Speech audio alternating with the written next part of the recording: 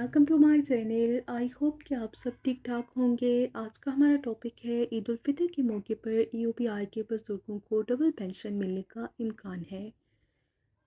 खबर की डिटेल आपके साथ शेयर करेंगे। टॉपिक की जाने बढ़ने से पहले आपसे रिक्वेस्ट करते हैं कि अगर आप चैनल पर नए हैं तो चैनल को सब्सक्राइब कर लें ताकि सरकारी मुलाजमीन और पेंशनर्स के हवाले से आने वाली हर न्यूज़ अपडेट से आपको बाखबर रखा जा सके।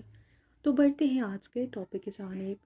इंतज़ामिया ईद उल फितर 2024 के मौके पर डबल पेंशन की तकसीम कर रही है, लेकिन ईओपीआई ने सरकारी तौर पर बैंक अफराद को 2 बार पेंशन की तकसीम के लिए कोई खबर शाया नहीं की और ना ही इस हवाले से कोई नोटिफिकेशन जारी किया है।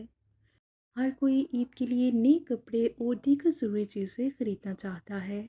ईओपीआई पेंशन की रकम इनकी ईद की ज़रूरियात के लिए काफ़ी नहीं है। बहुत से लोग डबल पेंशन पर बहस कर रहे हैं और मुख्तलिफ सोशल मीडिया प्लेटफॉर्म्स पर खबर के बारे में पोस्ट भी की जा रही है।